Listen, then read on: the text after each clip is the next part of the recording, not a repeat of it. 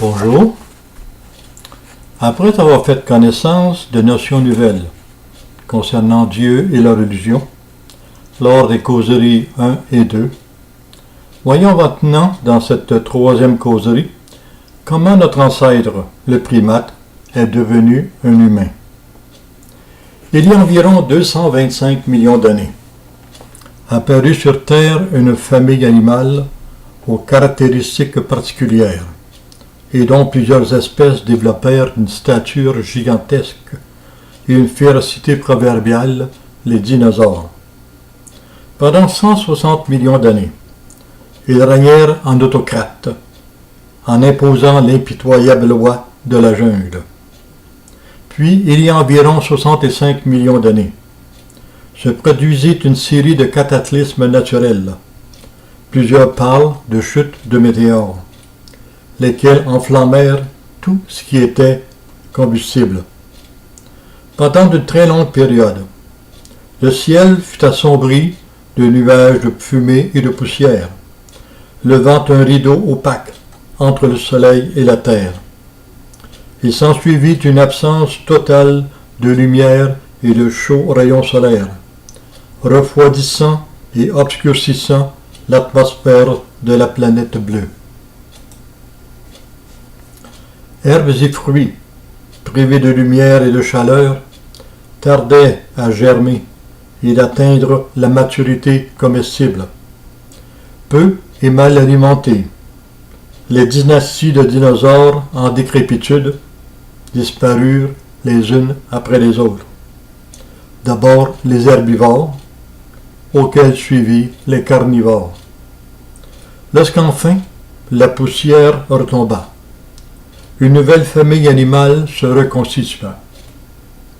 Cette espèce nouvelle se caractérisa, entre autres, par une vie arboricole, l'existence d'ongles au lieu de griffes, l'aptitude de préhension manuelle et caudale, la mobilité du radius et du cubitus, une prédominance visuelle sur l'olfaction, une vision binoculaire et enfin la locomotion bipède. Cette famille animale fut baptisée primate, du latin primas, qui veut dire le premier.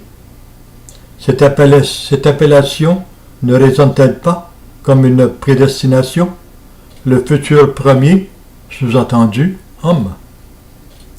Pendant 60 millions d'années, le futur premier homme, anonyme au milieu de ses congénères, vivait des jours heureux. Il y avait suffisamment de nourriture et de gîtes pour tous.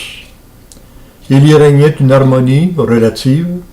On passait le temps à manger, à dormir et à se prélasser. Tel que l'aurait dit Socrate, la vie n'est qu'un éternel recommencement. Puis, une fois de plus, il y a environ 6 millions d'années, survint un événement dramatique qui provoqua des situations inattendues et qui allait modifier le cours de l'histoire et lancer notre ancêtre vers des horizons nouveaux. Soudain, et pour un temps très long, les nuages cessèrent de déverser sur le pauvre sol assoiffé ses eaux nourricières. Privés de lumière, de chaleur et de nourriture, feuilles et fruits ne parvenaient plus à maturité. Ils se desséchaient, pourrissaient, se décomposaient, devenant sans valeur nutritive, privant ainsi les résidents de la forêt de leurs besoins vitaux. Comme un malheur arrive souvent accompagné d'acolytes aussi néfastes, la population hétérogène sylvestre subit la déforestation par la brutalité des feux de forêt et de broussailles, que la foudre, tel un pyromane inconscient, s'amusait à allumer par-ci, par-là. La disparition de feuilles et de fruits, nourriture principale, indispensable et donc vitale pour notre ancêtre, accompagnée de la perte des arbres, protection contre les prédateurs rôdant dans les parages, produisirent des pénuries et de biens vitaux. Rapidement, la concurrence entre animaux, frugivore, herbivore et arboricole, devint acharné. Cette situation dégénéra. Il y eut des rébellions, des querelles, des combats. L'une des espèces de primates, prédestinées, dirons-nous, moins fort que le gorille, moins agile que le gibbon, moins futé que le singe, se vit refuser le partage de la table et du refuge sylvicole. Cette espèce, désormais reconnue paria, fut chassée du giron de protection et d'alimentation. Néanmoins, serait-il notre ancêtre? Mais qui était-il? Darwin a affirmé que l'homme descend du primate. Mais de quelle espèce? Il nous a peu renseigné sur ce sujet. Aujourd'hui, il y a 188 espèces de primates. Il y en avait certes moins en ces temps-là, mais laquelle de ces espèces anciennes reconnaissons-nous comme notre ancêtre? Nous ne savons pas. Pourquoi? Darwin a fourni l'explication suivante. Seuls ceux qui s'adaptent à leur environnement survivent. Les autres demeurent ce qu'ils sont, tels les protozoaires, ou disparaissent. François Mauriac le reconnaîtra. La vie rejette ceux qui ne s'adaptent pas. Encore là, ces explications ne nous renseignent pas vraiment sur l'identité de notre ancêtre.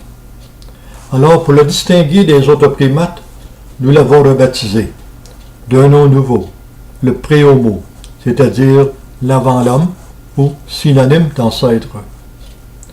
Tandis que les inadaptés disparaissaient, notre ancêtre, malgré l'incertitude et le stress de l'inconnu, s'adapta à son environnement et survécut. Meurtri dans son ego et dans sa chair, le pré-homo refit sa vie dans un monde nouveau et, le saura-t-il bientôt, hostile.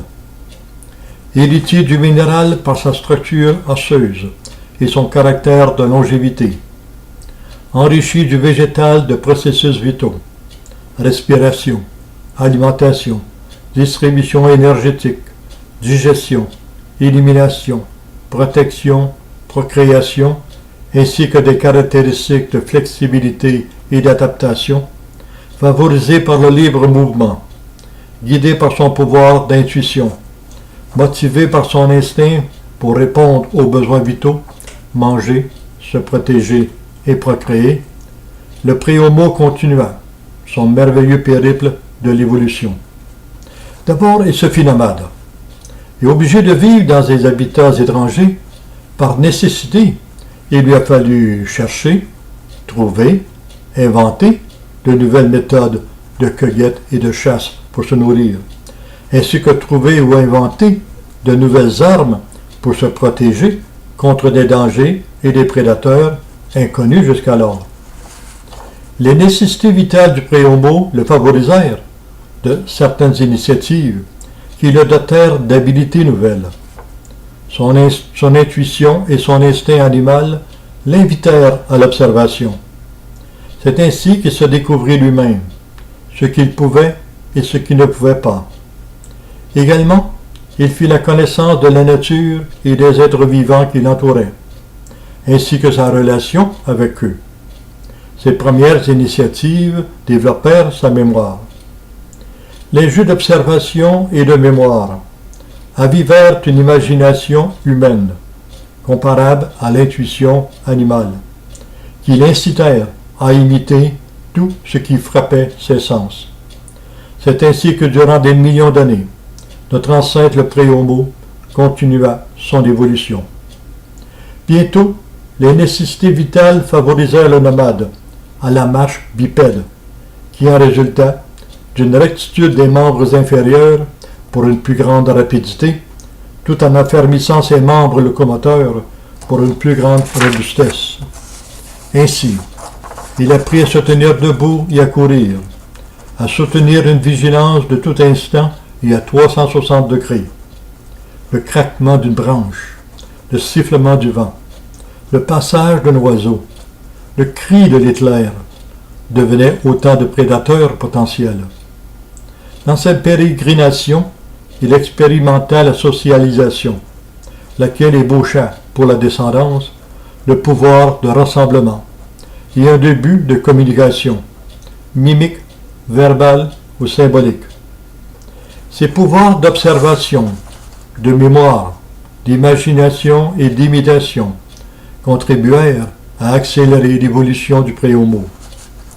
Le naturaliste français Jean-Baptiste de Monnet dira « L'emploi d'un organe le développe, tandis que le défaut d'usage le fait disparaître. » Comme exemple, il expose les dimensions du cou de la girafe obtenues par nécessité.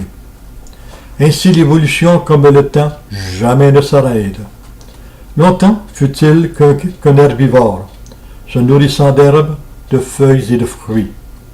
Après la nourriture passive, herbes, feuilles et fruits, vint le temps d'expérimenter et de consommer la nourriture active, vivante, la vie de carnivore, pour laquelle il développa d'autres tactiques de chasse.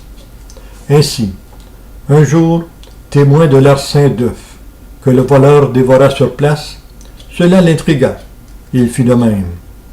Une autre fois, il vit un petit carnivore ramasser un oisillon tombé du nid, le mangea. Le pré-homo fit de même. Il varia son menu, en ajoutant de petits rongeurs qu'il attrapait par surprise. En maintes occasions, il observait un puissant carnivore assouvir sa faim en dévorant une proie. Puis un jour, lorsque le prédateur quitta lentement les lieux, il courut à la dépouille pour se rassasier des restes de la victime. Ayant appris à vivre en clan, il développa la chasse collective pour attraper de gros gibier, pour laquelle il dut créer de nouvelles armes, telles que le lancement de terre ou de pierre, l'utilisation de branches d'arbres, voire même de gros os. Comme son évolution se continuait, il fit connaissance avec le feu et son entretien. À chaque nouvelle expérience, le pré-homo évoluait. Son cerveau également se développait. Plus il vivait l'expérience, plus il accumulait de connaissances, et plus il se différenciait des autres animaux. Ainsi, au cours des millions d'années d'évolution, contraint de répondre à ses besoins vitaux pour assurer sa survie, par ses nouvelles habiletés, observation, mémoire, imagination et imitation, il acquit des connaissances qui furent léguées de génération en génération. Grâce à la transmission de ces connaissances, ainsi qu'aux nouvelles connaissances acquises à chaque génération, le pré-homo élabora un pouvoir nouveau, une intelligence. L'intelligence est un ensemble d'habiletés permettant à l'homme, en devenir, de penser, de réfléchir, de comparer, de déduire et de formuler des opinions, guides de comportement. L'acquisition par notre ancêtre de ce pouvoir nouveau, l'intelligence, élément immatériel, enrichit le pré-homo, élément matériel, d'une identité humaine. Puisqu'on ne peut pas remplacer une identité matérielle, le pré-homo, par une identité immatérielle, l'intelligence, cette nouvelle identité immatérielle, l'intelligence, vint se greffer à l'identité matérielle. Ainsi, en acquérant ces lettres de noblesse d'humain, le pré-homo devenait un primain, soit un primate humain. Merci. Comme pour les autres causeries, celle-ci est aussi disponible par papier ou par courriel à savoir 7pouvoir@yahoo.ca. Merci, Armand.